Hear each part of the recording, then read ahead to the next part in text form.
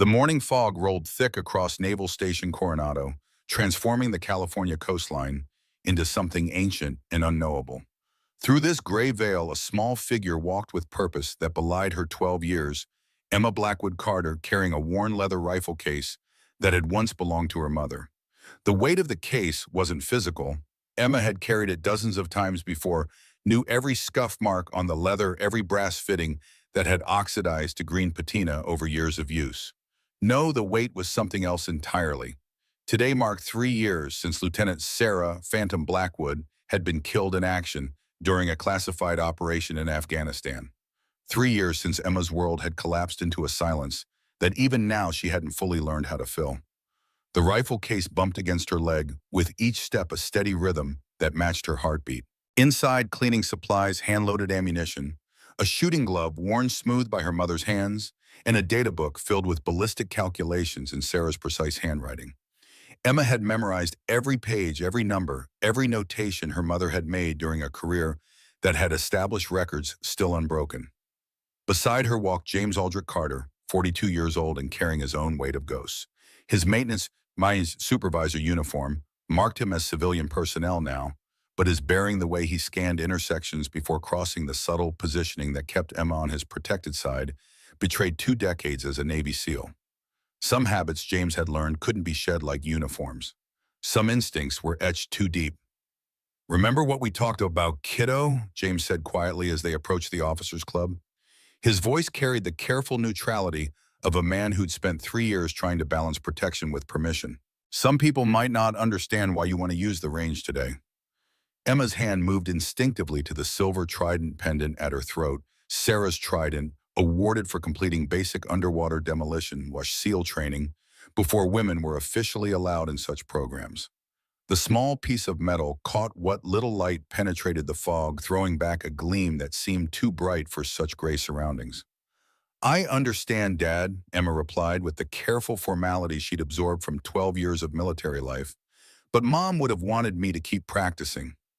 She always said that skills fade if you don't maintain them."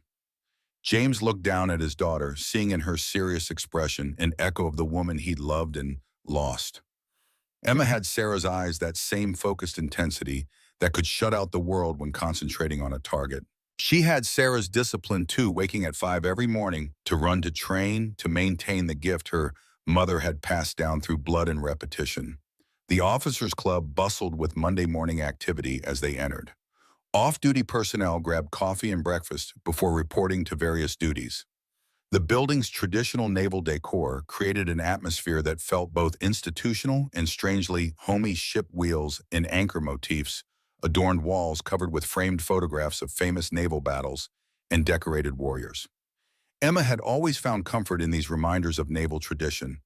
They connected her to something larger than her own small world of base housing and civilian schools. Today, however, the familiar surroundings felt different, charged, as though the building itself sensed that something significant was about to unfold. Near the main dining area, a group of SEALs had gathered around Colonel Garrett Murdoch, who was regaling them with stories from his weekend golf game. At 48, Murdoch commanded attention through sheer physical presence and the kind of loud confidence that came from 25 years of military service in increasingly administrative roles. His broad shoulders and thick neck gave him the appearance of someone who spent considerable time in weight rooms, while his precisely groomed appearance suggested a man more comfortable with paperwork than field work. "So there I was," Murdoch was saying, his voice carrying easily across the dining area. "Perfect lie on the 18th fairway when this weekend warrior in the foursome ahead starts giving me advice about my swing. 25 years in the Navy, and some civilian thinks he knows better than a colonel." The SEALs around him chuckled appropriately, a mix of active duty operators and support personnel who understood the importance of laughing at senior officers' stories regardless of their entertainment value. Among them stood Lieutenant Keir Ashford, 29 years old with an easy smile, recently returned from deployment, and Chief Malcolm Sterling, 45, and still adjusting to the unique culture of special operations support after years in standard fleet duty. Murdoch's storytelling was interrupted when his gaze fell on Emma, who had wandered slightly away from her father to examine a display case containing historical naval artifacts near the club's entrance. The sight of the small figure studying military memorabilia with obvious fascination seemed to trigger something in Murdoch's expression, his features shifting from amiable storytelling mode to something more critical and disapproving. "Well, well," Murdoch said loudly enough to draw attention from other patrons. "What do we have here?" Emma looked up from the display case, immediately recognizing the tone of voice that adults use when they were about to say something unpleasant. She had heard it often enough in the 3 years since her mother's death, usually from people who thought they knew better than a child what constituted appropriate behavior for someone her age. The silver trident pendant caught the morning light filtering through the club's windows, creating small reflections that danced across the polished floor. Murdoch approached with the deliberate stride of someone accustomed to intimidating subordinates, his polished dress shoes clicking against the tile floor with military precision. "Little girl," Murdoch said with theatrical concern, "you know this is an officers' club, right? Not a tourist attraction." The question was clearly rhetorical, designed to embarrass rather than elicit an actual response. Emma felt heat rising in her cheeks, but maintained the kind of steady eye contact her mother had taught her was essential when facing down bullies, whether they wore uniforms or not.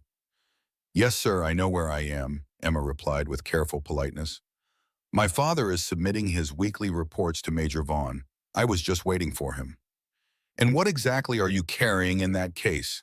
Murdoch continued, his voice taking on the kind of parade ground authority that made nearby conversations fall silent. "Looks pretty serious for a little girl's toy." James Carter heard his daughter's voice and immediately abandoned his conversation with Major Deirdre Vaughn to move toward what was clearly becoming a confrontation. But Emma's response came before he could intervene, her voice carrying across the dining area with surprising clarity. "It's not a toy, sir. It's my shooting kit." The statement drew murmurs from the SEALs who had gathered to watch Murdoch's performance, some recognizing the serious tone in the girl's voice, while others seemed amused by what they assumed was childhood fantasy. Murdoch's expression showed no softening at this information. If anything, it seemed to harden further, as though Emma's claim to possess shooting equipment made her presence in the officers' club more inappropriate rather than less. "A shooting kit," Murdoch repeated with theatrical skepticism. "And I suppose Daddy lets you play with real guns, too." Before Emma could respond, James Carter reached the group with the kind of controlled urgency that suggested violence was being actively suppressed beneath a thin veneer of military discipline. "Colonel Murdoch," James said carefully, his voice carrying just enough edge to indicate that courtesy was being extended rather than naturally felt. "I think there might be some misunderstanding here." Murdoch turned his attention to James taking in the maintenance supervisor uniform and drawing immediate conclusions about social hierarchy and military status. The colonel's expression suggested someone encountering an insect that had wandered into an inappropriate location. "No misunderstanding at all, Carter," Murdoch said with dismissive authority. "Your daughter is in an officers' club talking about shooting equipment like she's some kind of marksman. That's inappropriate behavior that reflects poorly on military families."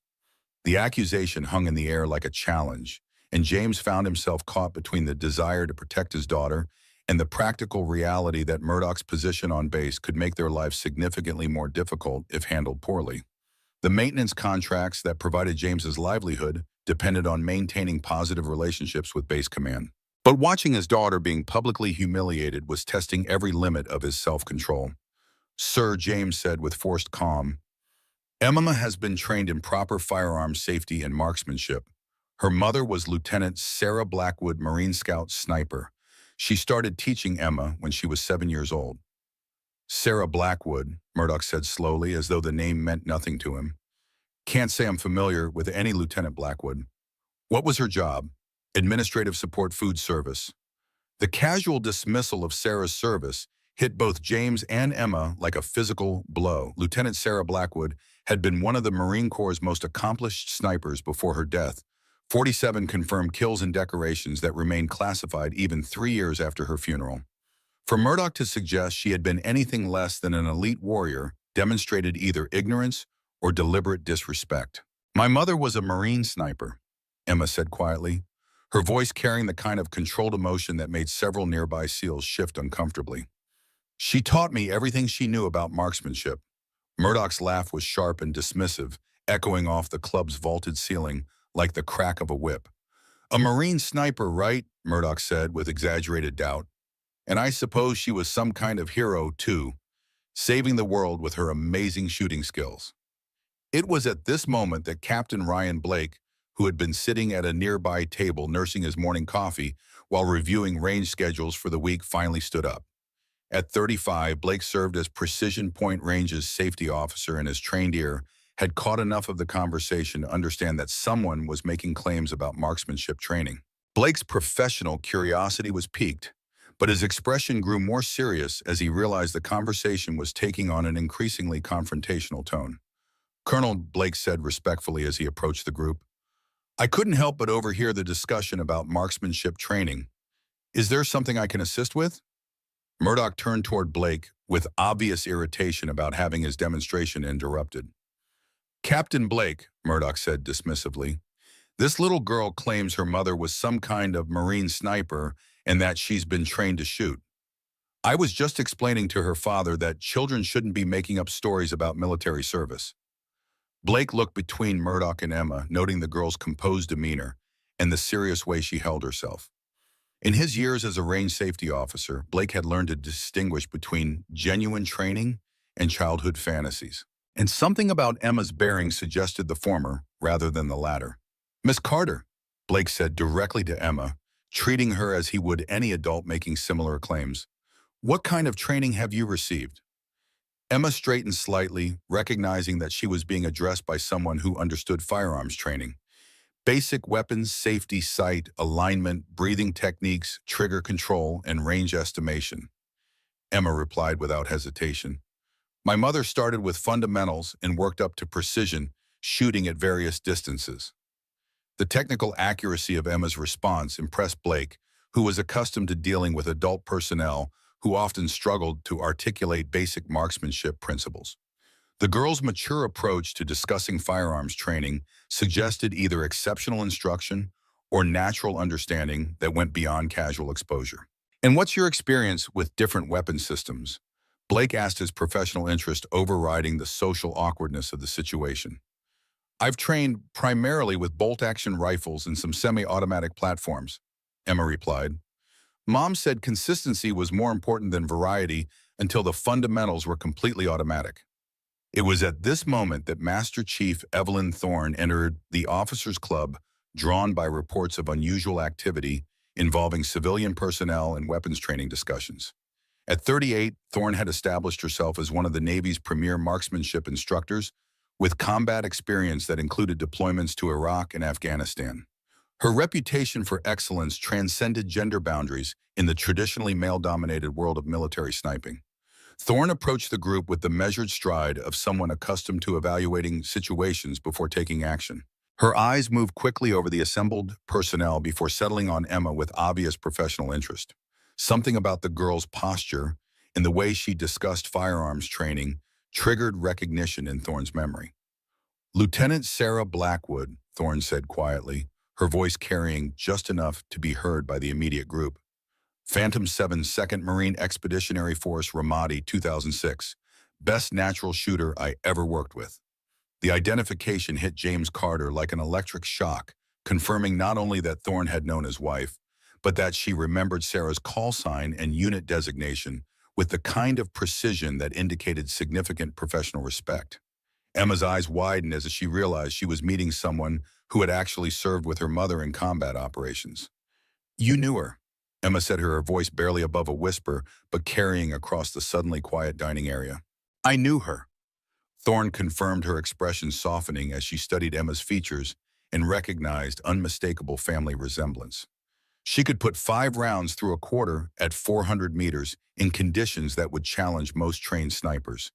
Your mother saved lives with those skills.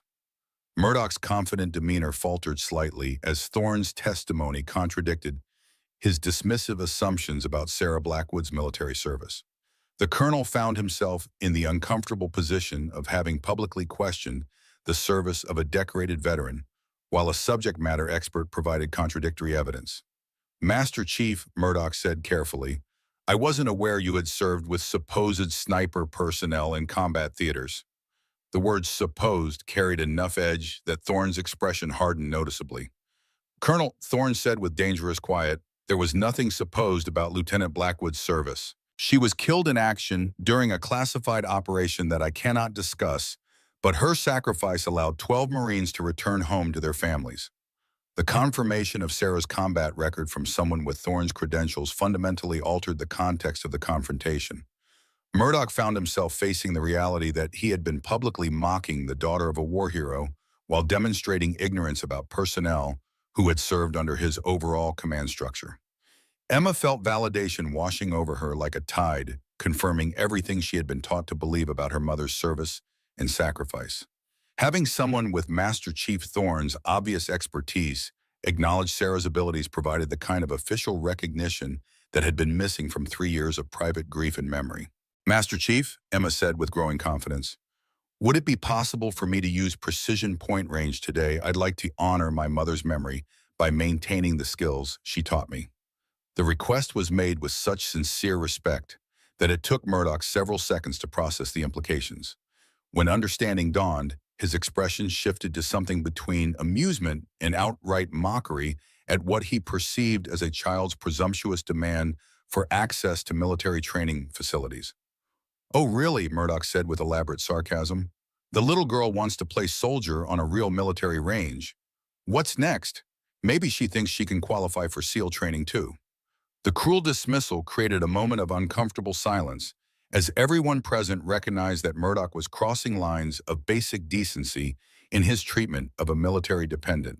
Several SEALs shifted uncomfortably their expressions, suggesting growing unease with their colonel's handling of what should have been a simple family matter. Thorne stepped forward with the kind of quiet authority that came from years of training elite personnel under the most demanding conditions. Colonel, Thorne said firmly, if Miss Carter has been properly trained in firearms safety and marksmanship, there's no regulation preventing her from using base facilities under appropriate supervision. Are you seriously suggesting, Murdoch said with obvious disbelief, that we allow a 12-year-old girl to use military weapons based on her claims about training from her dead mother? The brutally dismissive reference to Sarah's death created a reaction that rippled through the assembled group like an electric shock. James Carter's hands clenched into fist as he struggled to maintain the kind of control that separated civilization from violence, while Emma's composure showed signs of strain for the first time since the confrontation began. Colonel Murdoch, Thorne said with quiet menace, I suggest you reconsider both your tone and your assumptions about Miss Carter's capabilities. Before Murdoch could respond to what was clearly a warning from a senior enlisted person to a commissioned officer, Emma made a decision that would change everything for everyone present. Colonel Murdoch, she said with a kind of calm certainty that cut through all the adult posturing and institutional politics. If you don't believe my mother taught me anything useful, I'd be happy to demonstrate what I learned. The offer was made with such straightforward sincerity that it took Murdoch several seconds to understand that a 12-year-old girl was challenging him to put his skepticism to a practical test. When the implications became clear, his expression shifted to something approaching cruel delight as he recognized an opportunity to decisively humiliate both the Carter family and anyone who had suggested taking the girl's claim seriously. You know what? Murdoch said with theatrical enthusiasm that typically preceded someone's public destruction. I think that's an excellent idea. Let's see exactly what kind of training a little girl received from her supposedly expert mother. Blake felt his professional obligations colliding with his growing discomfort about the direction this confrontation was heading. Colonel, Blake said carefully, if we're going to do this, it needs to be under proper safety protocols with appropriate supervision. Absolutely, Murdoch agreed with obvious satisfaction. Full safety protocols, proper supervision, and witnesses to document exactly what happens when children try to play with adult weapons. Thorne caught Emma's eye and saw in the girl's expression the same focused determination that had characterized Sarah Blackwood's approach to impossible challenges. Miss Carter, Thorne said seriously, are you certain you want to do this? Once we get to the range, there won't be any backing down. Emma looked up at her father, seeing in his expression the same conflict that had defined much of their relationship since Sarah's death. James wanted to protect her from exactly this kind of public scrutiny, but he also understood that backing down now would validate every dismissive assumption Murdoch had made about their family's military legacy. Dad, Emma said quietly, it's okay. I want to do this. James studied his daughter's face, seeing in her features the same determined expression that Sarah had worn when facing impossible odds in situations where failure meant death. The resemblance was so strong it made his chest tighten with grief and pride in equal measure. All right, James nodded slowly, then turned toward Murdoch with a new edge in his voice that suggested the colonel might want to reconsider his assumptions. Let's go to the range. As the impromptu group began moving toward the officers' club exit, Emma walked beside Master Chief Thorne with obvious eagerness to learn from someone who had known her mother personally. In a few minutes, Emma would be standing at precision point range with a rifle in her hands, finally given the opportunity to honor her mother's memory in the most meaningful way she knew how. The morning fog was beginning to lift as they stepped outside, revealing the Pacific Ocean stretching endlessly toward the horizon. Murdoch's laughter echoed across the base courtyard as he shared predictions about the upcoming humiliation he was about to deliver to the Carter family with anyone within earshot. He had no idea that he was walking toward a demonstration that would fundamentally challenge everything he thought he knew about talent, respect, and the true meaning of military excellence. But then in the moment before everything changed, no one did. It was at this crucial juncture that Sergeant Major Thaddeus Brennan emerged from the base library where he'd been researching historical marksmanship records for a consulting project. At 66 years old, Brennan carried himself with the weathered dignity of a man who'd spent 38 years in uniform, most of it in places where survival depended on being harder than the enemy. Brennan had enlisted in 1976, served in West Germany during the tense final years of the Cold War, fought in the First Gulf War, and spent his final decade training the next generation of warriors before retiring in 2014. His face bore the map of hard service scars from shrapnel, sun-weathered skin from desert deployments, eyes that had seen things most people couldn't imagine. "What's all the commotion?" Brennan asked as he fell into step beside the growing procession heading toward the range. Sergeant Major Lieutenant Ashford explained with barely concealed amusement. "We're about to witness Colonel Murdoch prove that a 12-year-old girl can't shoot." Brennan's eyebrows rose. "That's so. Who's the kid? Emma Carter. Says her mother was Sarah Blackwood, Marine sniper." Brennan stopped walking. The officers and enlisted personnel continued past him, but he stood perfectly still, processing that name with the careful attention of someone who'd learned long ago that some details demanded absolute focus. "Sarah Blackwood," Brennan said quietly. "Phantom 7. "You knew her, Sergeant Major?" Thorne asked, having noticed Brennan's reaction. "Trained her in 2005, Brennan replied, his voice carrying the weight of memory. "Young Marine, maybe 20 years old, showed up at my advanced precision course with more raw talent than anyone I'd seen in 30 years. Coldest natural shooter I ever worked with. Eyes like a predator, saw things other people missed." Brennan resumed walking, but his posture had changed. Where before he'd been casually interested, now he moved with purpose. "This is her daughter?" Brennan asked. "Yes, Sergeant Major," Emma said, having fallen back to walk near the legendary instructor. "She started teaching me when I was 7. Brennan looked down at Emma, studying her face with the evaluating gaze of someone who'd spent decades assessing warriors. He saw Sarah's bone structure, Sarah's focused intensity, and something else, a quiet confidence that came from knowing exactly what you were capable of. "Your mother never bragged," Brennan said. "Never needed to. Let her shooting do the talking." He glanced ahead at Murdoch, who was still pontificating to his audience. "Some people are the opposite, all talk, no demonstration." Emma smiled slightly. It was the first genuine expression of pleasure she'd shown since the confrontation began. The procession reached precision point range, and the setting could not have been more perfect for what was about to unfold.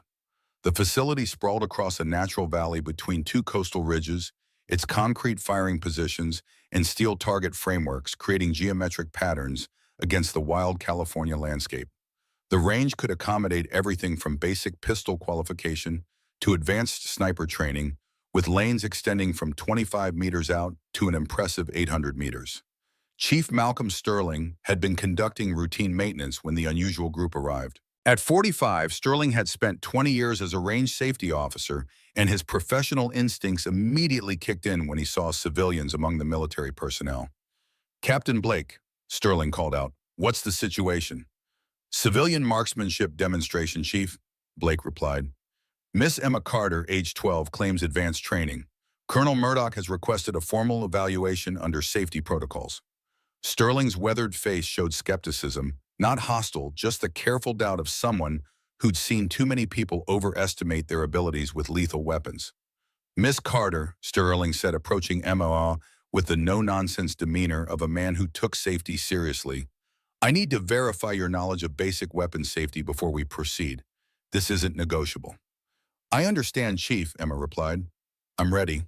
For the next 15 minutes, Sterling conducted an informal but thorough evaluation of Emma's understanding of fundamental safety principles, range procedures, and emergency protocols. He started with what he expected to be softball questions, the kind that would expose someone who'd merely memorize phrases without understanding. Weapon condition checks, Sterling said.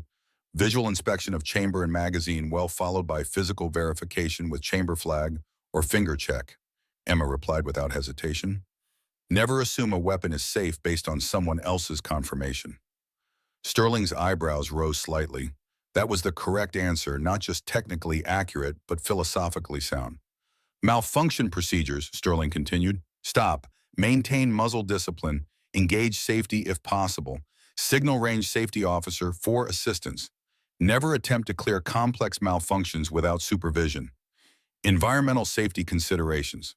Backstop verification range boundaries, personnel locations, ricochet potential from hard surfaces or angled targets. Each answer demonstrated the kind of comprehensive training that typically required months of intensive instruction to develop. Sterling found himself increasingly impressed by the depth and accuracy of Emma's knowledge, recognizing teaching methods that reflected both expertise and careful attention to student development. Miss Carter Sterling concluded, his voice carrying newfound respect. Your safety knowledge exceeds that of many adult students I've worked with. Who provided your instruction? My mother, Emma replied simply. She said that safety was more important than accuracy because mistakes with weapons can't be undone. The mature understanding implicit in Emma's response impressed everyone present who understood the psychological complexity of handling lethal equipment responsibly. Sterling looked at Brennan, who nodded almost imperceptibly, a silent communication between professionals who'd spent decades evaluating warriors. The kid knows her business, Sergeant Major, Sterling said quietly. Never doubted it, Brennan replied. She's Sarah Blackwood's daughter. The evaluation complete, the group moved toward the actual firing positions. Emma opened her leather case to reveal a collection of shooting accessories that impressed the military professionals present. The case contained hearing protection, shooting glasses rated for ballistic impact, a worn leather shooting glove range notebook filled with data and various tools for sight adjustment and equipment maintenance. Everything was organized with military precision and showed signs of regular use rather than ceremonial display.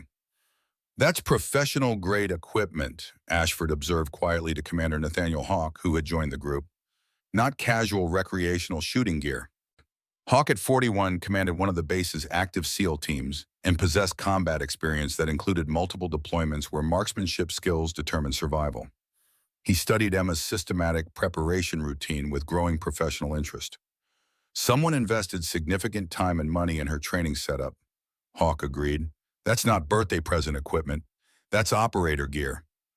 Thorne had been watching Emma's preparation routine, recognizing methods and habits that reflected Sarah's systematic approach to marksmanship training. Sarah always said that proper preparation was half of accurate shooting, Thorne commented. Equipment checks, environmental assessment, and mental preparation before touching the weapon. The range itself stretched across carefully maintained grounds that provided clear sight lines and controlled lighting conditions for precision shooting. Target frames stood at measured intervals, their distances marked with signs that indicated both metric and yard measurements for international training compatibility. The morning coastal fog had completely lifted, revealing optimal visibility conditions that would eliminate environmental excuses for poor performance. Blake had been preparing equipment and targets while the preliminary evaluations were conducted. As range safety officer, his primary responsibility was ensuring that all activities followed established protocols while maintaining the flexibility necessary to accommodate unusual training situations. We'll start with basic familiarization at 25 meters, Blake announced after completing his preparation checklist. Standard target supported position 5 rounds for initial assessment. Murdoch positioned himself where he could observe both Emma's shooting technique and the target results anticipating the moment when reality would deflate the girl's pretensions and validate his assessment of the situation. His confidence remained high despite the professional preparation surrounding the demonstration. He simply couldn't conceive of a 12-year-old girl possessing skills that rivaled those of trained military personnel. "I want everyone to understand," Murdoch declared to the assembled observers. "We're witnessing exactly why the military has age and training requirements. Natural talent doesn't replace proper instruction and experience." Emma had been listening to these pronouncements while conducting her own environmental assessment of wind conditions, lighting, and range setup. Her systematic approach to evaluating shooting conditions impressed the military professionals present, who recognized behaviors that reflected serious training rather than childhood enthusiasm.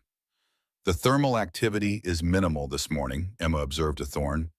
"Wind flags indicate consistent left-to-right movement at approximately 3 miles per hour. Should be favorable conditions for precision work." Thorne smiled slightly at Emma's technical assessment, remembering similar conversations with Sarah in far more dangerous environments where such observations determine mission success or failure. "Your mother would be proud of your situational awareness," Thorne said quietly. As Blake completed the final safety checks and target setup, Emma settled into a supported prone position behind the M16A4 rifle that had been selected for the initial demonstration. Her body alignment and weapon handling showed none of the hesitation or uncertainty that typically characterize first-time shooters. Instead, she displayed the fluid confidence that came from hundreds of hours of careful practice. The rifle felt familiar in her hands, not this exact weapon, but the platform itself. She'd trained on M16 variants since she was 8 years old, had learned to field strip and reassemble the weapon blindfolded, understood its ballistics and characteristics, like some children understood their favorite toys.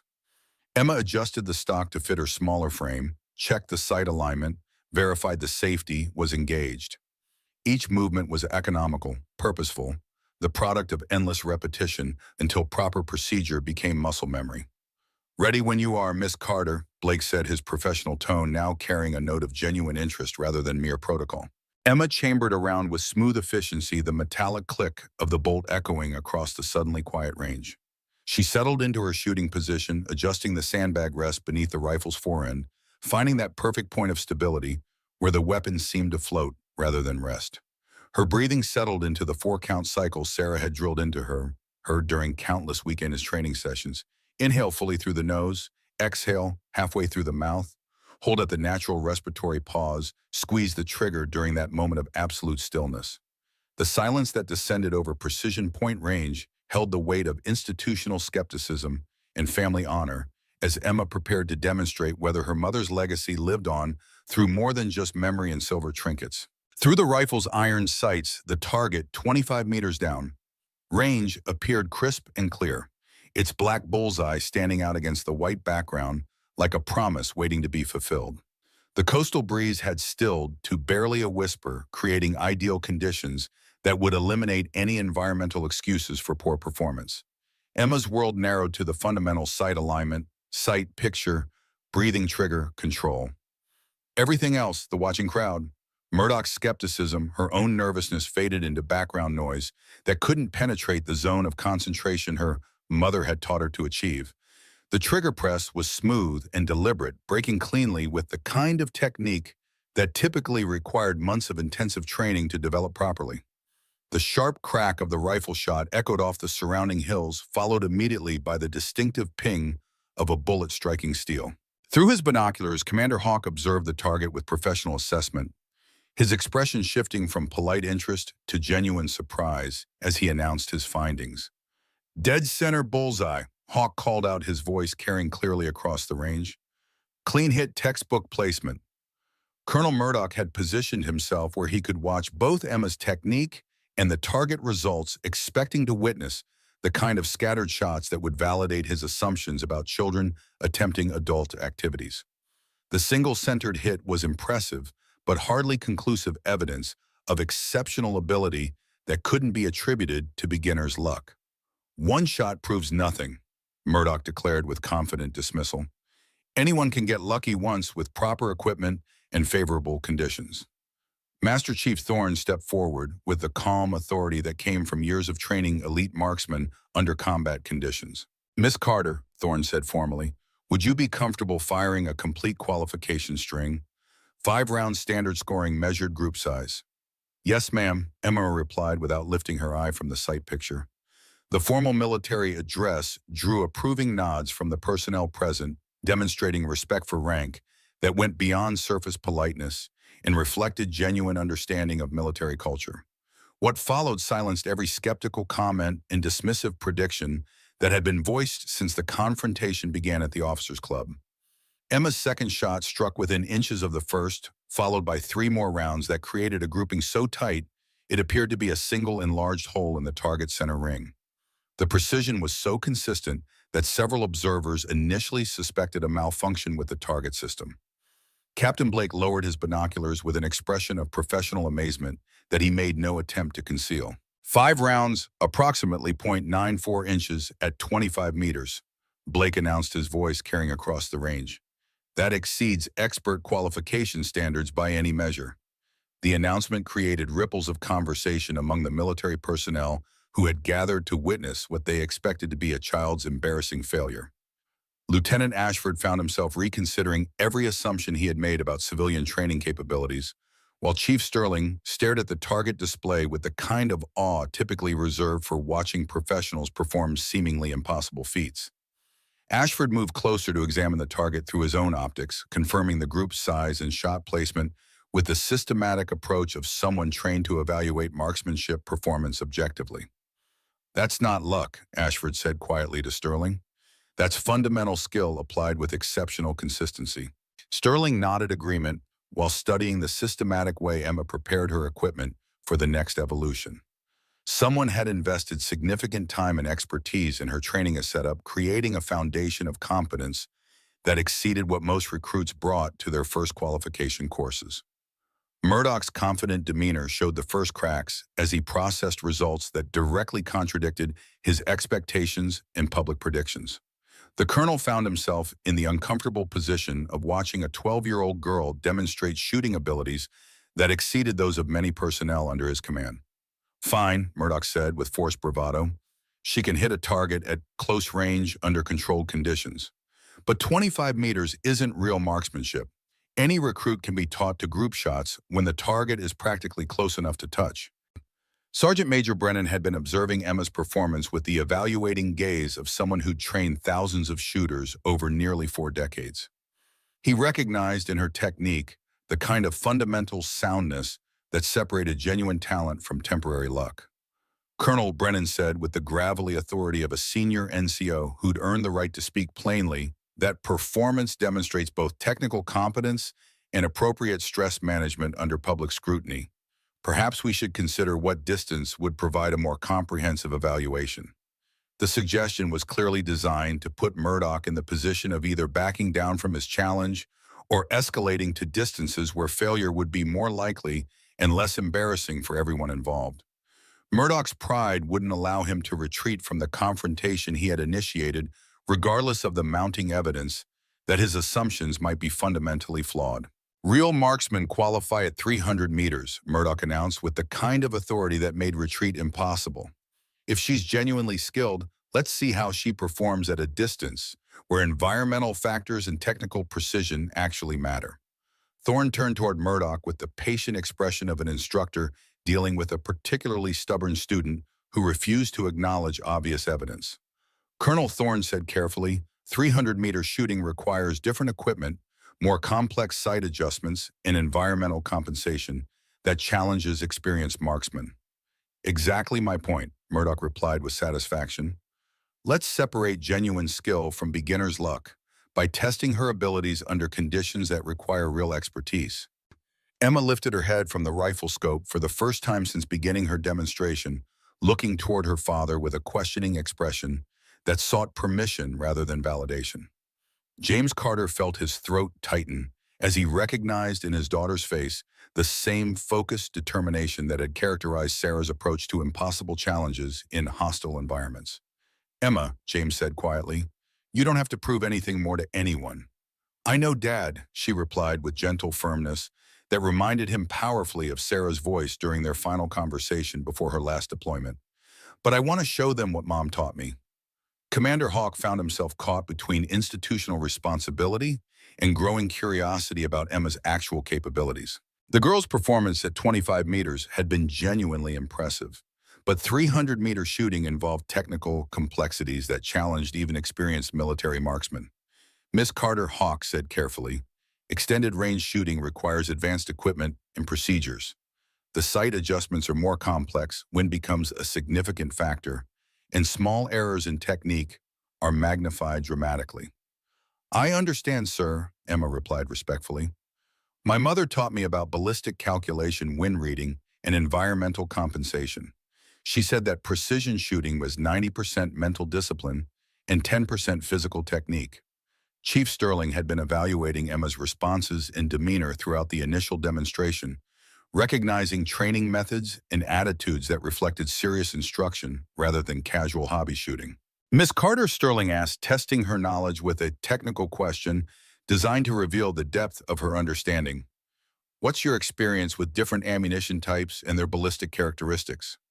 The question was intended to determine whether Emma's knowledge extended beyond basic marksmanship into the kind of advanced understanding required for precision shooting at extended distances.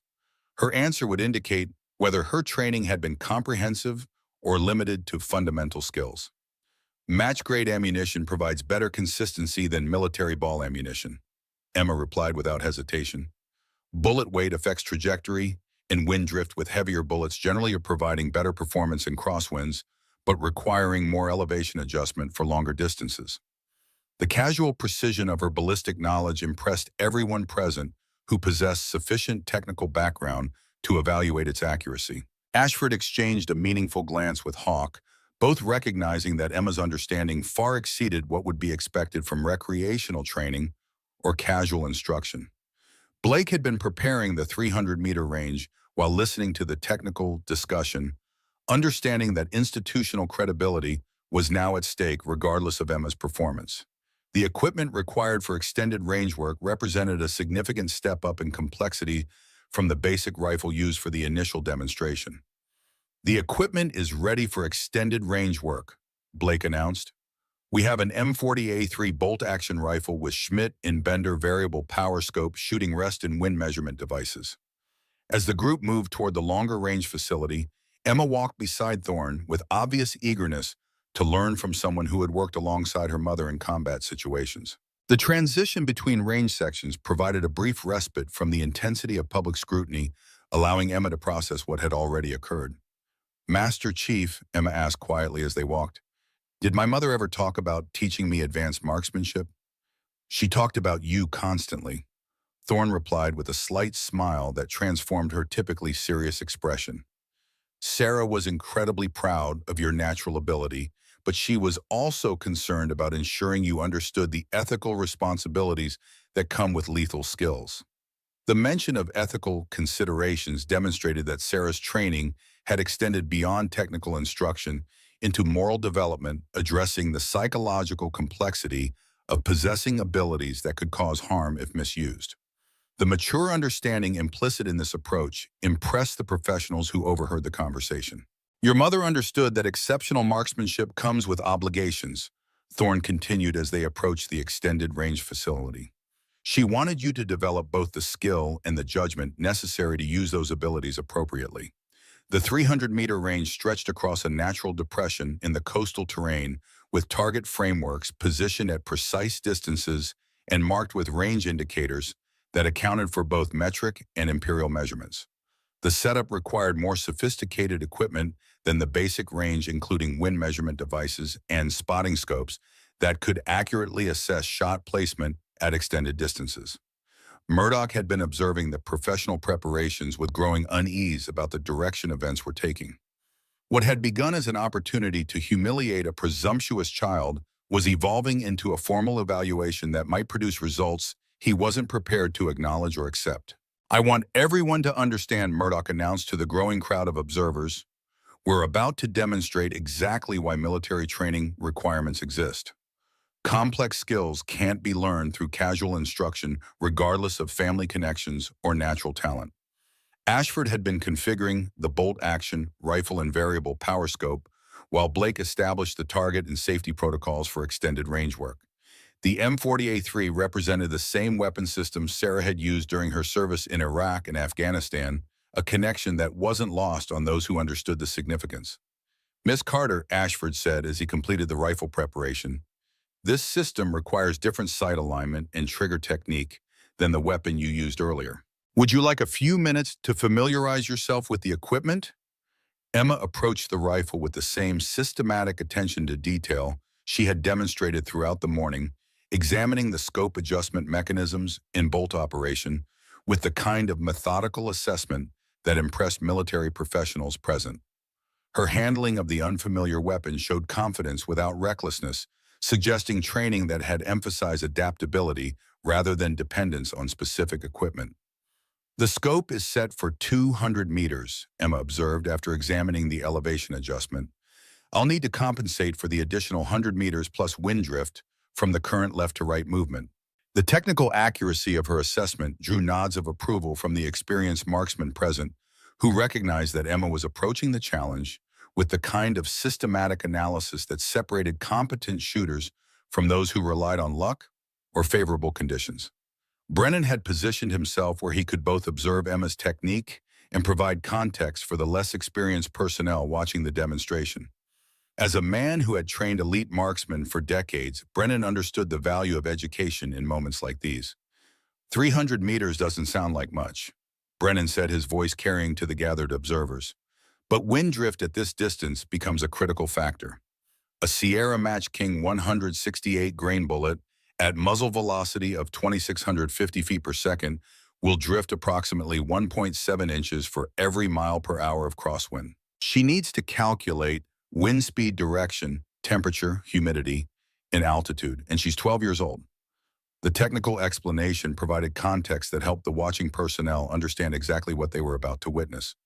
Brennan's narration served dual purposes, educating those unfamiliar with precision marksmanship, while simultaneously building anticipation for Emma's attempt. Emma settled into position behind the scoped rifle, her movements deliberate and focused. She began checking wind flags at 100 meters, 200 meters, and 300 meters, a professional technique that veterans recognized as advanced procedure not typically taught to novice shooters. Through the scope, she noted the mirage pattern, the heat shimmer that could affect bullet flight, and required compensation from experienced marksmen. The morning sun had climbed higher, creating thermal effects that would influence trajectory calculations. Master Chief, Emma said quietly to Thorne, who had positioned herself as the primary safety observer, the mirage pattern suggests a slight thermal rise near the target. Should I compensate with additional elevation or wait for conditions to stabilize? The technical sophistication of the question impressed everyone within hearing range who understood advanced marksmanship principles. Emma wasn't just going through mechanical procedures, she was actively analyzing environmental conditions and considering their impact on bullet flight. Thorne smiled slightly, recognizing Sarah's systematic teaching methods reflected in her daughter's analytical approach to challenging shooting conditions. What does your training tell you about thermal effects on bullet trajectory? Thorne replied, turning the question back to Emma rather than providing direct instruction. Rising thermals lift the bullet's path, slightly requiring less elevation adjustment than standard calculations would indicate, Emma answered without hesitation. Mom taught me to reduce elevation by approximately half a minute when mirage patterns show significant vertical movement. Hawk had been listening to this exchange with growing amazement at the depth of Emma's technical knowledge. The girl's understanding of environmental compensation exceeded that of many personnel who had completed formal sniper training programs under military instruction. Miss Carter, Hawk said with obvious respect, that's graduate-level marksmanship theory. How did your mother teach you such advanced concepts? She said that understanding the science made the shooting more predictable. Emma replied while making final sight adjustments based on her environmental assessment. If you know why bullets behave certain ways, you can compensate for conditions instead of just guessing. Major Deirdre Vaughn had arrived at the range during the equipment preparation drawn by radio reports of unusual training activity that involved civilian personnel and extended range shooting. At 41, Vaughn served as the base operations officer and possessed the administrative authority to shut down activities that exceeded safety protocols or created liability concerns for the installation. Captain Blake, Vaughn said as she surveyed the scene, "I understand we have a non-standard training evolution taking place. What's the current status?" Blake recognized the potential complications that official scrutiny could create for what had evolved from a simple demonstration into something approaching formal evaluation. "Major," Blake replied carefully, "we're conducting a supervised marksmanship assessment under full safety protocols. Miss Carter has demonstrated exceptional ability at basic distances, and we're now evaluating performance at 300 meters." Vaughn studied Emma's position behind the rifle, noting the professional setup and the number of senior personnel who had gathered to observe the demonstration.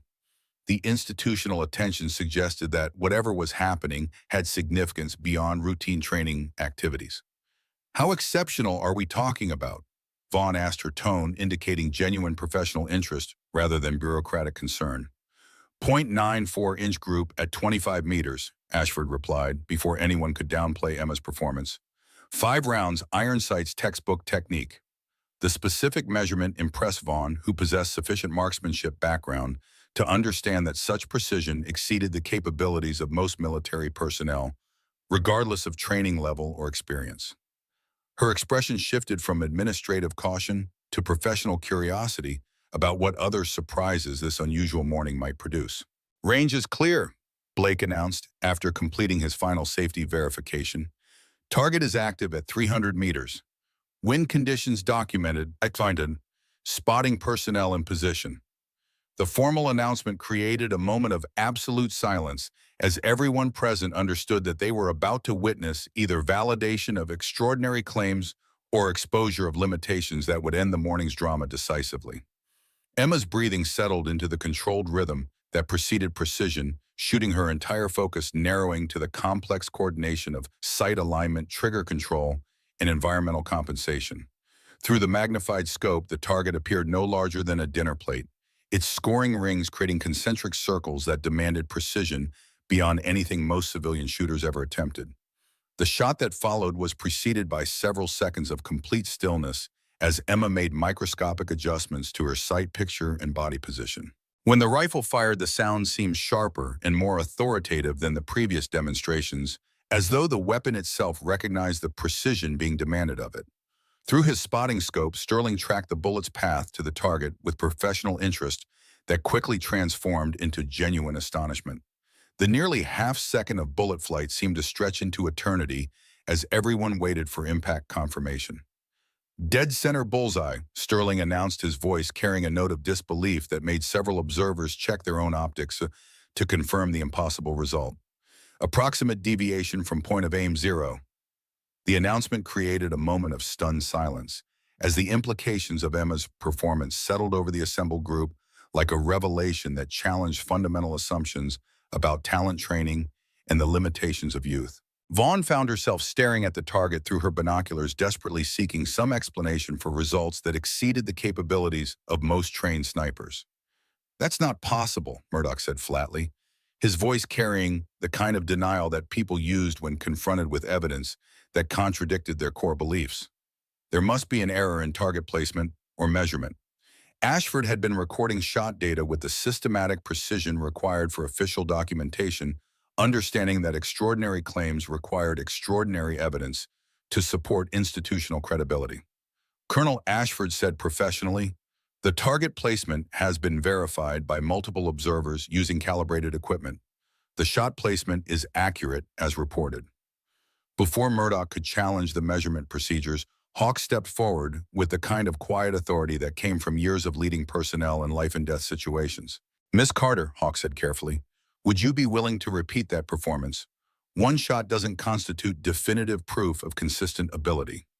Emma looked up from the rifle scope with calm acceptance that suggested she had expected this challenge. The question wasn't whether she could do it again. The question was how many times she would need to prove herself before skepticism gave way to acknowledgement. "How many shots would you like me to fire, Commander?" Emma asked, her voice steady despite the pressure of multiple senior officers scrutinizing her every movement. The question was asked with such straightforward confidence that it took Hawk several seconds to formulate a response that would satisfy his need for comprehensive evaluation while maintaining realistic expectations for what any shooter could accomplish under public scrutiny. 5 rounds, Hawk decided. Standard precision shooting, string, measured group size, documented conditions. I understand, Emma replied, settling back into position with movements that had become increasingly fluid and professional as the morning progressed. 5 rounds for group measurement. What followed was a display of precision shooting that exceeded even Thorne's expectations based on her knowledge of Sarah's exceptional abilities. Each shot struck within the target's center ring, creating a grouping so tight that individual bullet holes were difficult to distinguish even through high-powered optics. The rhythm of Emma's shooting demonstrated the kind of consistency that came from muscle memory developed through thousands of repetitions. Each shot followed the same pattern: settle into position, check wind flags, note mirage, make micro adjustments, control breathing, squeeze trigger. The mechanical precision would have been impressive in an experienced adult shooter. In a 12-year-old child, it bordered on the uncanny. When Sterling announced the final results, his voice carried the kind of professional reverence typically reserved for witnessing genuinely historic performance. 5 rounds, total group size approximately 1.37 inches at 300 meters. Sterling said, his words falling into the silence like stones into still water. That exceeds advanced sniper qualification standards. The silence that followed this announcement was profound and uncomfortable, as everyone present processed the reality that they had just witnessed a 12-year-old girl demonstrate marksmanship skills that surpassed those of elite military personnel. The implications extended far beyond simple family pride into questions about talent identification, training methods, and institutional assumptions about capability development. Vaughn found herself confronting data that challenged everything she thought she understood about marksmanship development and age-related limitations. As someone responsible for base operations and training protocols, she recognized that what she was witnessing had implications for how the military identified and developed talent. "Chief Sterling," Vaughn said carefully, "are you certain about those measurements?" "Verified by multiple observers using calibrated equipment, ma'am," Sterling confirmed. "The performance is documented and consistent with advanced precision shooting standards." Murdoch stared at the target through his binoculars with an expression that suggested someone watching their entire worldview collapse in real time. The confident predictions he had made about civilian incompetence and childish fantasies now seemed not just wrong but embarrassingly ignorant of capabilities that exceeded his own institutional experience.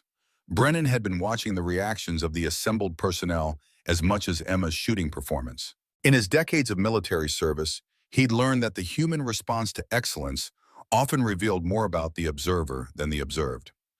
"Outstanding shooting, Miss Carter," Brennan said, his gravelly voice cutting through the stunned silence.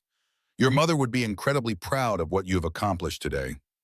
Before Emma could respond to this emotional validation, the demonstration was interrupted by the distinctive sound of approaching helicopter rotors that announced the arrival of personnel whose presence would transform the morning's events from local curiosity into something with far-reaching implications for everyone involved. "Unscheduled aircraft inbound," Blake announced after receiving radio notification from base operations. "Pentagon identification codes, priority clearance."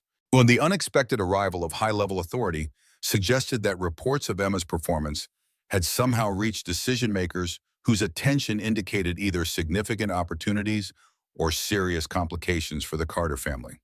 As the helicopter descended toward the base landing zone, everyone present understood that the morning's demonstration had attracted notice from levels of command that could reshape Emma's entire future. Murdoch watched the approaching aircraft with growing anxiety about how his handling of the situation would be characterized in official reports and command briefings. His confident dismissal of Emma's abilities had been completely undermined by her performance, leaving him in the uncomfortable position of explaining why he had publicly challenged a child whose skills exceeded those of most personnel under his command. The rotor wash from the landing helicopter created swirling dust clouds across Precision Point Range as the morning's informal demonstration transformed into something that would require official documentation and institutional response. The SH-60 Seahawk settled onto the designated landing zone with military precision, its rotors creating a thunderous downdraft that scattered loose debris across the tarmac. When the passenger door opened, Admiral Catherine Sinclair emerged with the purposeful stride of someone accustomed to commanding attention through presence rather than announcement. At 64, Sinclair possessed silver hair and weathered features that reflected 4 decades of naval service that had taken her from intelligence operations during the final years of the Cold War to the Pentagon's inner circles. Her unscheduled arrival at a West Coast installation suggested either significant problems requiring immediate resolution or exceptional opportunities that demanded personal evaluation by someone with the power to authorize immediate action. Major Vaughn intercepted the Admiral's party at the landing zone with crisp military bearing that reflected both respect for superior authority and anxiety about explaining unusual base activities to Pentagon-level officials without advance preparation. "Admiral Sinclair," Vaughn said with careful formality, "welcome to Naval Station Coronado. I'm Major Vaughn, Base Operations Officer. We weren't expecting your arrival, ma'am." Sinclair studied Vaughn's expression with the evaluating gaze of someone trained to assess institutional climate and command effectiveness through brief interactions with personnel at various levels. "Major," Sinclair said with the directness that characterized flag officers who'd risen through intelligence backgrounds, "I received some extraordinary reports about marksmanship activities involving civilian personnel. I need to speak with the individuals responsible immediately." The Admiral's approach eliminated any possibility of bureaucratic delay or diplomatic misdirection, making it clear that her visit related specifically to Emma's demonstration rather than routine inspection activities. Vaughn felt her stomach tighten as she realized that local base activities had somehow generated attention at the highest levels of military command. "Ma'am," Vaughn replied with professional efficiency, "the situation is currently ongoing at Precision Point Range. The civilian in question is Miss Emma Blackwood Carter, HP 12, daughter of former Navy SEAL James Carter and the late Lieutenant Sarah Blackwood, Marine Corps Scout Sniper." Sinclair's expression shifted subtly at the mention of the Blackwood name, suggesting either prior knowledge or recognition that went beyond the morning's reports. The specific reference to Sarah indicated that the Admiral's investigation had begun before or immediately after reports of Emma's exceptional performance reached Pentagon attention. "Lieutenant Sarah Blackwood," Sinclair repeated, her tone carrying layers of meaning that Vaughn couldn't quite decipher. "Yes, that would explain certain things." The cryptic comment suggested that Sinclair possessed information about the Blackwood family that extended beyond publicly available service records. Vaughn found herself wondering whether the Admiral's rapid response indicated preparation that had begun long before Emma's demonstration. "Ma'am, Lieutenant Blackwood was killed in action 3 years ago during classified operations in Afghanistan." Vaughn continued, providing context. "Her daughter has been demonstrating advanced marksmanship abilities that have attracted considerable institutional attention." Sinclair nodded acknowledgement while maintaining her focus on reaching the range where the actual participants could provide first-hand accounts rather than second-hand summaries that might be filtered through institutional bias or incomplete understanding. "Major," Sinclair said decisively, "I want immediate transport to the range. No advance notification to personnel already present. I prefer to observe situations before they're modified for official consumption." The request for unannounced arrival indicated Sinclair's intention to evaluate both Emma's abilities and the institutional response to exceptional civilian talent without the artificial modifications that typically accompanied formal inspections or scheduled evaluations. As the staff car carrying Admiral Sinclair approached Precision Point Range, the sound of its engine drew attention from the assembled personnel who had been discussing the implications of Emma's extraordinary shooting performance. The arrival of a flag officer's vehicle with Pentagon designation created immediate tension among the military personnel present, most of whom understood that surprise visits from high-ranking officials typically indicated either serious problems or exceptional circumstances. "Official vehicle approaching," Sterling announced after spotting the staff car's distinctive markings. "Admiral-level authority unscheduled arrival." The notification created a ripple of anxiety through the group as personnel straightened uniforms and checked bearing in the instinctive response to senior officer presence. Murdoch felt his discomfort intensify as he recognized that his handling of the morning's events would now receive scrutiny from someone whose opinion could significantly affect his career trajectory. Emma had been cleaning her rifle and organizing her equipment when she noticed the change in atmosphere among the adults around her. The sudden formality and obvious nervousness suggested that someone important was about to join their group, though she couldn't understand why her shooting demonstration would attract such high-level attention. "Dad," Emma said quietly to James, who had been standing nearby with obvious pride mixed with concern about the growing institutional interest in his daughter's abilities. "Is something wrong?" James recognized the signs of approaching official scrutiny that could transform their private family matter into a public institutional issue beyond their control. "Nothing's wrong, kiddo," James replied, though his tone suggested otherwise. "Just remember what your mother taught you about dealing with authority figures respectfully and honestly." Admiral Sinclair stepped out of the staff car and immediately began assessing the scene with professional interest that took in personnel positioning, equipment setup, and the general atmosphere of tension that accompanied her unannounced arrival. Her gaze settled on Emma with particular attention, studying the girl's composure and bearing under circumstances that would challenge most adults. Hawk recognized his responsibility to brief the arriving admiral on the morning's activities, understanding that accurate information would be crucial for whatever decisions were about to be made regarding Emma's situation and future opportunities. "Admiral Sinclair," Hawk said with respectful formality as he approached, "I'm Commander Hawk SEAL Team 7. We've been observing Miss Carter's marksmanship demonstration under controlled safety conditions." Sinclair studied Hawk's expression, noting the obvious respect in his voice when referring to Emma's performance. The commander's professional bearing and combat decorations indicated someone whose assessment could be trusted. "Commander," Sinclair said directly, "what exactly have you observed that warranted Pentagon notification?" "Ma'am," Hawk replied, choosing his words carefully, "Miss Carter has demonstrated precision shooting that exceeds advanced sniper qualification standards. 1.37-inch groups at 300 meters, consistent shot placement, professional technique, and comprehensive safety procedures." The specific measurements impressed Sinclair, who possessed sufficient technical background from her years coordinating special operations to understand that such performance represented exceptional ability, regardless of the shooter's age or background. Her expression grew more serious as she processed implications that extended beyond simple family pride into questions about talent identification and development programs. "Where is Miss Carter now?" Sinclair asked, her tone indicating immediate interest in direct evaluation rather than continued secondhand reports. "Right here, ma'am," Emma said quietly, stepping forward with the kind of respectful attention that military children learned early in their development. "I'm Emma Blackwood Carter." Sinclair studied Emma's face with obvious professional interest, noting family resemblances that triggered recognition based on classified personnel files and service records that most people would never see. The Admiral's expression softened slightly as personal knowledge intersected with official responsibilities. "Miss Carter," Sinclair said with surprising gentleness for someone of her rank and reputation, "I understand you've been honoring your mother's memory through marksmanship training. Your performance today has been remarkable." "Thank you, ma'am," Emma replied with careful formality. "My mother taught me that exceptional abilities come with responsibilities to use them properly." The mature response impressed Sinclair, who had observed many adult personnel struggle with the ethical complexity of possessing lethal skills.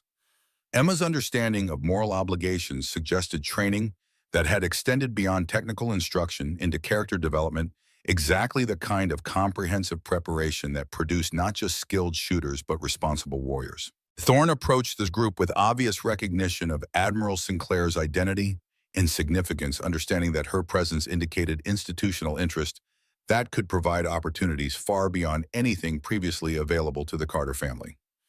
"Admiral Sinclair," Thorne said respectfully, "I served with Lieutenant Blackwood during Operation Iraqi Freedom Ramadi 2006. Her daughter has inherited exceptional natural ability that, in my professional assessment, exceeds even her mother's remarkable skills."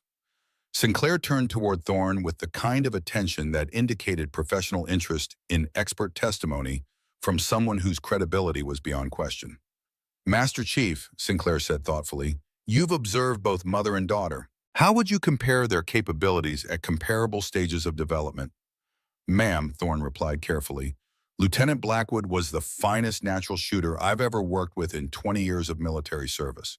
Her daughter demonstrates the same instinctive understanding of marksmanship principles, but with technical knowledge that suggests more systematic training than most military personnel receive during initial qualification courses."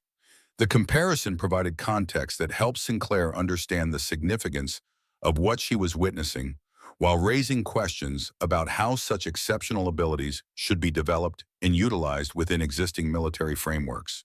The Admiral's next words would set in motion events that would fundamentally alter Emma's life trajectory and create ripples throughout the military's approach to talent identification. Miss Carter, Sinclair said with official authority that made her words carry lasting institutional weight, would you be interested in advanced marksmanship training that could develop your abilities to their fullest potential? Training that would honor your mother's legacy while contributing to our nation's defense.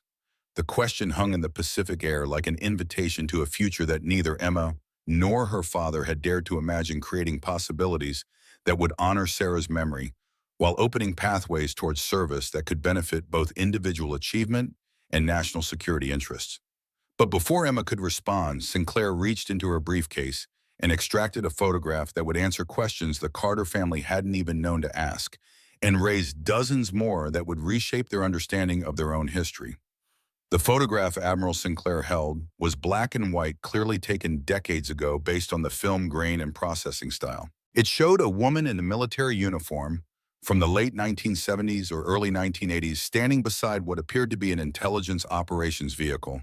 The woman held herself with unmistakable military bearing, and her face bore features that were hauntingly familiar to anyone who had known Sarah Blackwood. Emma's breath caught as she studied the image. The resemblance wasn't just strong, it was undeniable.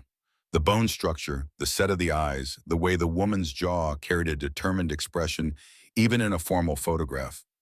It was like looking at her mother, but also like looking in a mirror that reflected back through time. "Who is that?" James asked, his voice tight, with the kind of careful control that preceded either violence or tears. "Chief Warrant Officer Elizabeth Blackwood," Sinclair said quietly, watching both Emma and James for their reactions. Sarah's mother, Emma's grandmother. The world seemed to tilt sideways for a moment. James reached out to steady himself against the nearby equipment table, his face draining of color as he processed words that made no sense against everything Sarah had told him during their years together. "That's impossible," James said flatly. "Sarah told me her mother died before she was born. Car accident. She grew up in foster care."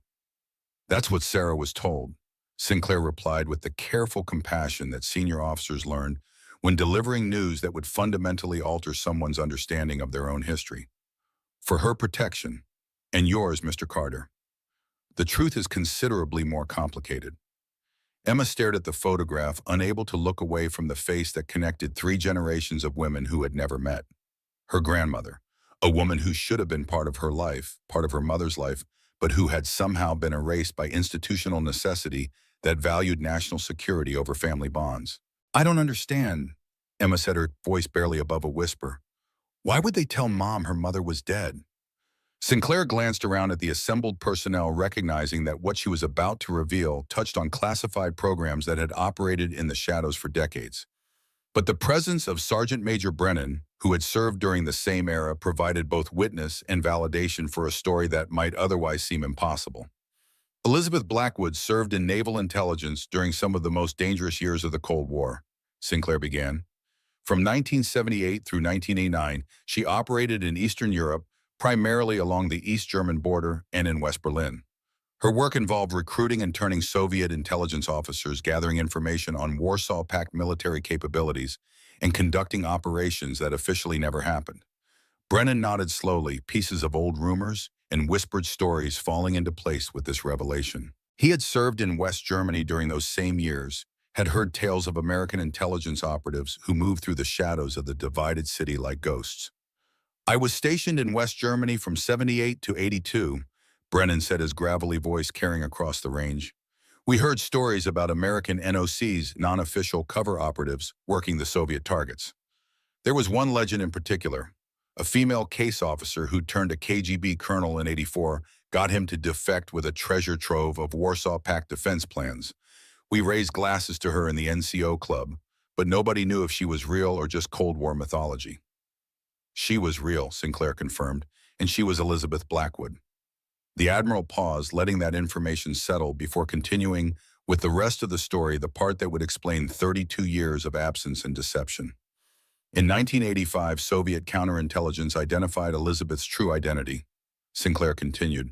They discovered that one of their most trusted officers had been turned by an American woman operating under diplomatic cover. Elizabeth's life expectancy, once that information reached the KGB, was measured in days. The decision was made at the highest levels of American intelligence. Elizabeth Blackwood would be reported killed in a training accident. A closed casket funeral, official death certificate, everything necessary to make the Soviets believe she was gone. But she wasn't, James said, understanding beginning to dawn with all its terrible implications. You faked her death to protect her. To protect her and to protect the assets she'd developed, Sinclair confirmed, and to protect her infant daughter. Sarah was 6 months old when Elizabeth's cover was burned. The Soviets had already demonstrated a willingness to target family members of intelligence operatives. Elizabeth made the choice that she believed would keep Sarah safe. She let her daughter believe she was dead, allowed Sarah to be raised in foster care with a different last name, and continued her work under deep cover. Emma felt tears burning in her eyes, but refused to let them fall. The discipline her mother had taught her, the control that came from years of focusing through a rifle scope, helped her maintain composure even as her world expanded to include a grandmother who had sacrificed everything for duty and family protection. "Where is she?" Emma asked. "Where is my grandmother?" Sinclair's expression shifted into something that might have been a smile under different circumstances. Chief Warrant Officer Blackwood is currently assigned to a Pentagon unit responsible for evaluating exceptional talent and developing specialized training programs, Sinclair said. When reports of your demonstration this morning reached our attention through monitoring of base activities, she was the officer assigned to investigate. Your grandmother has been following your development since your birth, Emma. She's been unable to make contact due to security protocols, but she's maintained awareness of major life events, including your mother's death and your training. The implications crashed over Emma like a wave. Her grandmother, alive, watching, aware, had been present for everything while being absent from everything, had watched Sarah grow up from a distance, unable to acknowledge her daughter, had attended Sarah's funeral without being able to grieve publicly, had known about Emma's existence for 12 years without being able to meet her granddaughter. She's been watching me, Emma asked.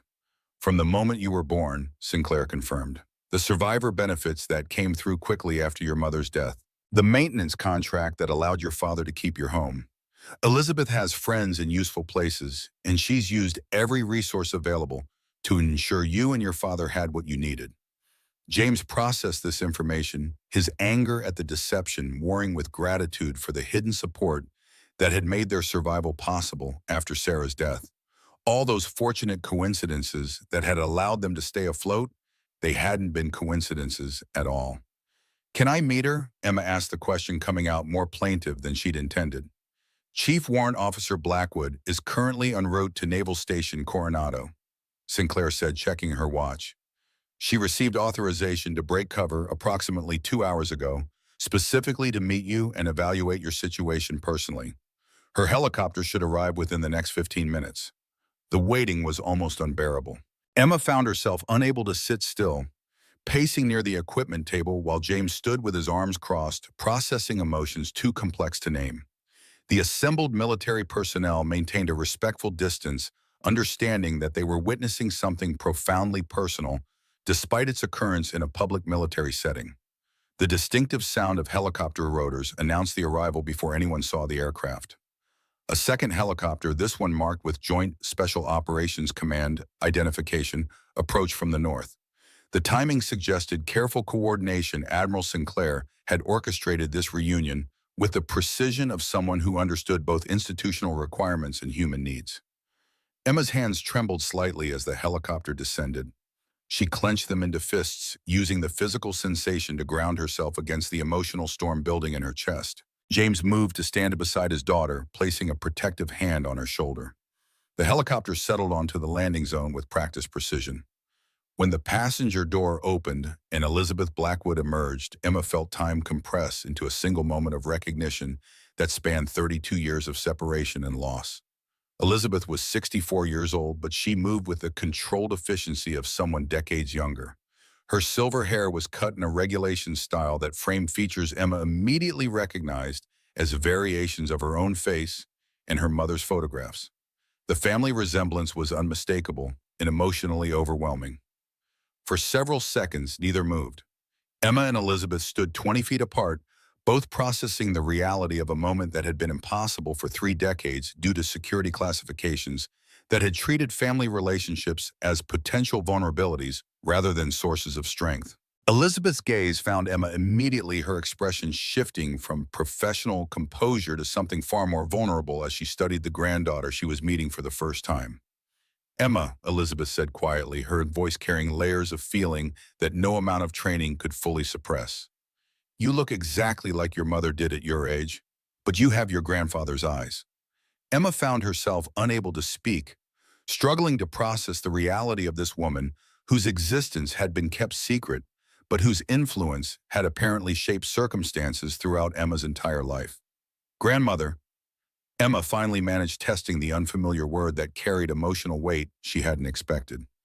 I thought you were dead. We all thought you were dead. Elizabeth's expression showed the profound pain that came with acknowledging choices that had required her to remain absent from the most important moments in her family's life. Her daughter's childhood, her granddaughter's birth, Sarah's funeral, where Elizabeth had watched from a distance but been unable to comfort or be comforted. I know, sweetheart, Elizabeth replied, her voice thick with 3 decades of accumulated grief. That was required to protect both you and the missions I was assigned to complete. Staying away from you, from your mother, was the most difficult thing I've ever done. But my presence in your life would have exposed you to dangers that no child should face. James watched this reunion with conflicting emotions that ranged from joy at Emma's opportunity to meet family, to anger about decades of deception that had deprived both Sarah and Emma of a grandmother's presence during the most traumatic periods of their lives. Chief Warrant Officer Blackwood, James said carefully, struggling to balance respect for Elizabeth's service with resentment about her chosen absence. Emma needed family support after Sarah's death. She needed to know she wasn't alone. Elizabeth turned toward James with understanding that reflected her own struggle with impossible choices between duty and family that had defined her career and personal life. Mr. Carter, Elizabeth said with genuine remorse, staying away from Emma after Sarah's death was about protecting her, not avoiding responsibility. My enemies and I, made many during 30 years of intelligence work, would have used family connections to threaten or harm anyone I cared about. Sometimes the best protection is invisibility. Admiral Sinclair stepped forward to provide context that might ease the tension between family reunion and justifiable anger about institutional obligations that had prevented normal relationships. Chief Warrant Officer Blackwood's assignments involved counterintelligence operations in environments where family connections could be exploited by hostile forces, Sinclair explained. Her decision to maintain distance was about protecting Emma, not neglecting her. Emma absorbed this explanation while studying her grandmother's face for signs of the family connections she had been seeking since her mother's death. The emotional complexity of learning about hidden family was overwhelming, but she recognized in Elizabeth's expression the same determined focus that she had inherited through both genetic and training influences. Grandmother, Emma said with growing confidence, did you know about my shooting, about the training Mom gave me? Elizabeth's expression softened with pride that had been carefully hidden for years of watching Emma's development from a distance through classified surveillance and intelligence reports. Emma, Elizabeth replied, I've been following your progress since you first picked up a rifle at age 7. Your natural abilities exceed even your mother's exceptional skills. Sarah was the finest shooter I ever trained, and you've inherited and enhanced those capabilities through dedication and proper instruction. Before Emma could respond, a young intelligence officer approached Admiral Sinclair with urgent information, speaking in tones too quiet for most of the assembled group to hear. Sinclair's expression darkened as she received the briefing, and she immediately turned toward Elizabeth with obvious concern. Chief, Sinclair said formally, we have a situation. CIA reports that Konstantin Volkov purchased airline tickets to Los Angeles under a known alias. He arrived in the United States 48 hours ago. The name meant nothing to Emma or James, but Elizabeth's reaction was immediate and visceral. Her entire bearing shifted from emotional reunion to operational alertness. Volkov, Elizabeth said, the single word carrying decades of history. After all these years, Brennan's expression showed recognition of the name pieces of Cold War history falling into place with terrible clarity. Konstantin Volkov, Brennan said slowly. Former KGB specialized in counterintelligence during the Soviet era. He was the one hunting American case officers in Berlin during the 80s. He was hunting me specifically, Elizabeth confirmed. We spent 3 years in operational conflict before my cover was burned in 85. He was responsible for killing 2 of my assets before I managed to turn his superior officer. He swore he would settle accounts eventually. Chief, Sinclair said carefully. CIA assessment suggests Volkov is terminally ill. Cancer, 6 months maximum survival time. They believe he's come to the United States to settle old scores before he dies. He tracked Sarah to Afghanistan, Elizabeth said quietly. The operation that killed your mother wasn't random bad luck, Emma. Sarah was hunting a Taliban commander named Rashid Qureshi. What the intelligence reports didn't reveal until after her death was that Qureshi was Volkov's son, born to an Afghan mother during the Soviet occupation. Volkov trained him. When Sarah killed Qureshi, she completed a circle of vengeance that stretched back to my Cold War operations. Emma felt the ground shift beneath her feet as she understood that her mother's death hadn't been the random tragedy of war, but rather a targeted killing that connected to her grandmother's decades-old conflicts. He killed my mother because of you, Emma asked the question, carrying no accusation, only a need to understand. He killed your mother because I killed his brother in Berlin in 1985, Elizabeth replied with brutal honesty. And because Sarah killed his son. This is what our world is, Emma. Blood for blood, generation after generation. And now he knows about me, Emma said, understanding dawning. Yes, Sinclair confirmed. CIA intercepts indicate that Volkov has been monitoring military communications. He knows about your demonstration today. He knows about the Blackwood family connection, and he's within striking distance. James moved closer to Emma, his protective instincts flaring at the suggestion that his daughter was in danger from enemies he'd never known existed. What's the plan? James asked, his SEAL training reasserting itself. Protection detail. Safe house. Elizabeth looked at her granddaughter, seeing in Emma's expression, not fear but calculation, the same analytical approach to danger that had characterized both Elizabeth and Sarah's responses to threats throughout their careers. Emma had been listening to this discussion while processing information that connected her mother's death to conflicts that predated her birth by decades. What if he comes here, Emma asked quietly, to the base, under controlled conditions where we have advantage? Everyone turned to look at her, most with expressions that suggested they'd forgotten a 12-year-old was still present during what had become a high-level operational discussion. He wants to settle accounts with grandmother, Emma said, her voice steady despite discussing a potential confrontation with her mother's killer. But he also wants to measure himself, to know if he still has the edge. That's why he came to America. He needs to know. Elizabeth studied her granddaughter with new appreciation, recognizing strategic thinking that went beyond shooting skills into operational planning. Go on, Elizabeth said.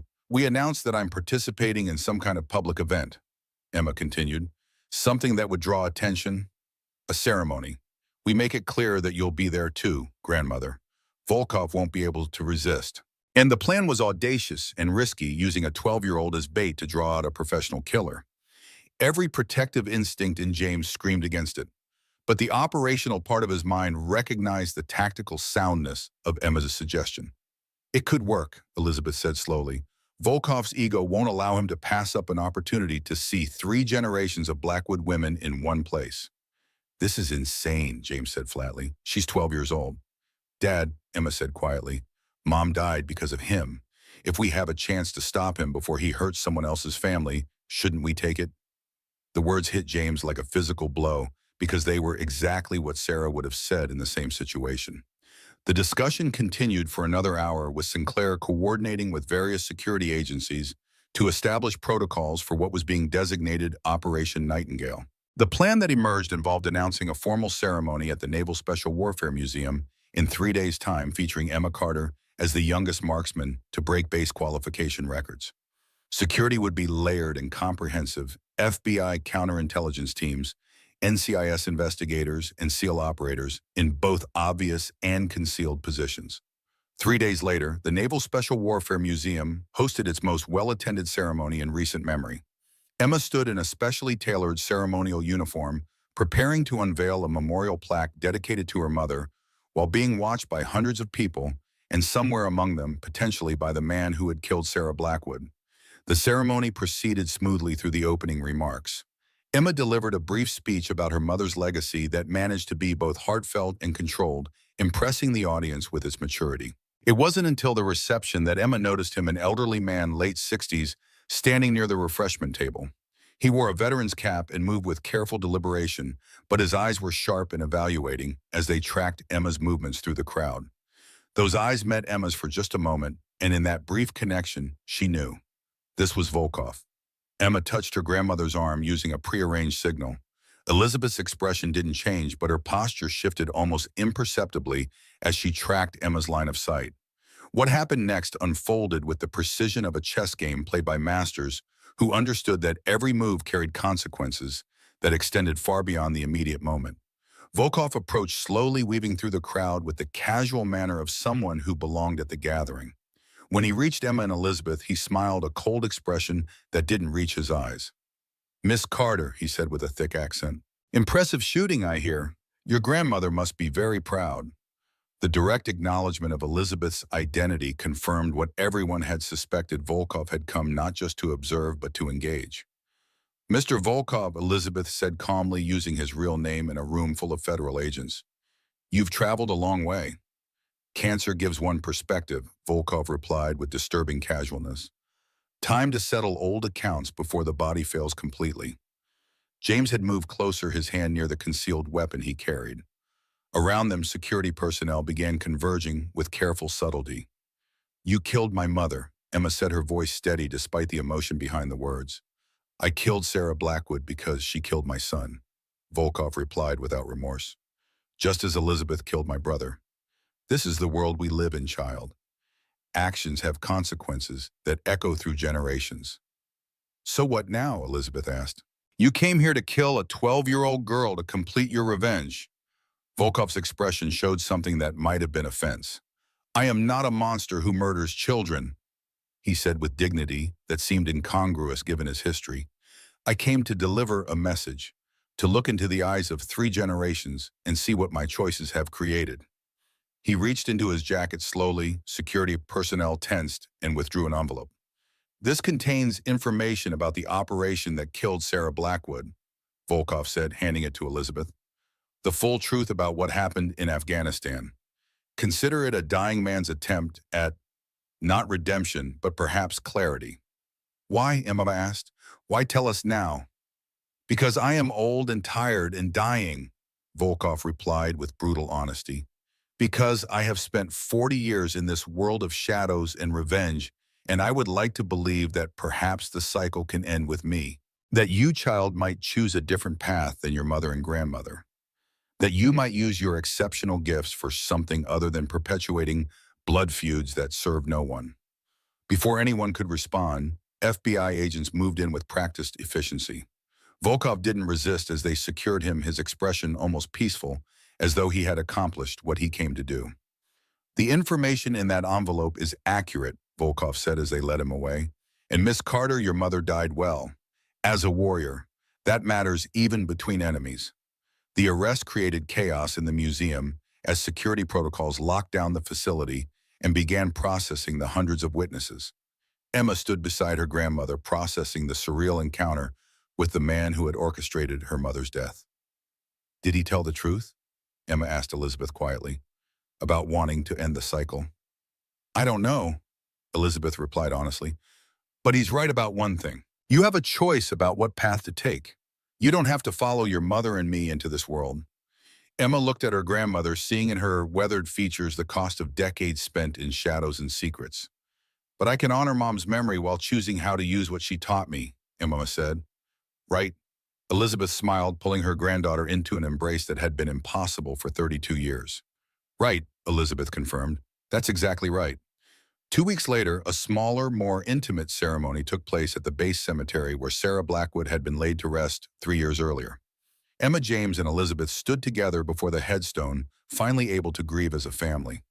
"Sarah," Elizabeth said, quietly kneeling to place flowers at the grave, "I'm sorry I couldn't protect you, but I promise I'll protect what you left behind." Emma knelt beside her grandmother, touching the cool marble of her mother's headstone. "Mom," Emma said softly, "I met grandmother, and I know now why you taught me the way you did. Not just to shoot, but to think, to choose, to use gifts responsibly." James placed his hands on both their shoulders. The three of them connected in grief and love and determination to honor Sarah's legacy while building something new together. The envelope Volkov had provided contained detailed information about the operation that had killed Sarah, not just tactical details, but context that helped Emma understand her mother's final mission had saved 17 American lives. Sarah had known the risks, had accepted them, and had made the choice that warriors throughout history had made when duty called. A month after the ceremony, Naval Station Coronado held a formal event announcing Project Nightingale, a talent identification and development program for children of fallen operators who demonstrated exceptional aptitude. Emma Carter was designated as the program's first participant and eventually its symbolic leader. Colonel Murdoch attended the announcement, approaching James privately afterward. "Mr. Carter," Murdoch said with genuine humility, "I owe you and your daughter an apology that extends far beyond words. I let pride and insecurity blind me to excellence. I've submitted my retirement papers." "Colonel," James replied carefully, "Emma taught us all something that day. Maybe that lesson is worth more than your retirement." Murdoch looked surprised, then grateful. "Thank you," he said simply. Sergeant Major Brennan prepared to return to his home, his consulting work at Coronado complete. Emma found him in the parking lot loading his truck. "Sergeant Major," Emma called out, "you're leaving." Brennan turned, his weathered face softening when he saw her. "My job here is done, kid," he said. "You don't need an old Cold War relic hanging around." Emma hugged him, surprising them both. "Thank you for believing in me," she said, "for seeing Mom in me." Brennan's eyes were wet when she pulled back. "Easiest thing I ever did," he replied gruffly. "You're the real deal, Emma. Just remember, being a warrior is about more than shooting. It's about character. Your mother understood that. Your grandmother understands that. Make sure you do too." "I will," Emma promised. 6 months after the demonstration that had changed everything, Emma stood at precision point range with her grandmother, practicing the skills that connected 3 generations of Blackwood women. The afternoon sun cast long shadows across the California landscape as Emma settled into position behind a rifle. Her breathing controlled, her focus absolute. "Your mother's breathing pattern," Elizabeth observed from beside her. "Phantom's breath," Emma replied. "4-count cycle. It's mine now." "Along with everything else," Elizabeth agreed. "The legacy, the skill, the responsibility." Emma lined up her shot, 800 meters, the longest distance she'd attempted under Elizabeth's instruction. Through the scope, the target appeared impossibly small, but Emma had learned that impossible was just another word for difficult. She controlled her breathing, made microscopic adjustments for wind and distance, and squeezed the trigger with the smooth precision her mother had taught her. The shot cracked across the range, and seconds later, Sterling's voice came through the radio. "Dead center, perfect shot." Emma looked up at her grandmother, seeing pride and love and hope for a future that honored the past while creating something new. "For Sarah," Emma said quietly, "for you, for all the phantoms." Elizabeth pulled her granddaughter close, 3 generations of warriors connected by blood and skill and sacrifice, but also by love and hope and the possibility of choosing a different path forward. In the distance, Sergeant Major Brennan's words echoed in Emma's memory.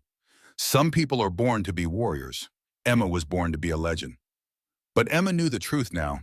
She wasn't born to be anything. She was born with gifts and opportunities, and the real measure of her life would be determined by the choices she made about how to use them.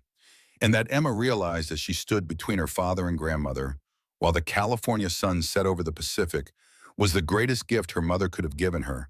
Not just skill, but the wisdom to choose how that skill would be used. The Phantom's legacy would continue, but it would be Emma's own path, guided by 3 generations of wisdom, but defined by her own character and choices, and that was enough.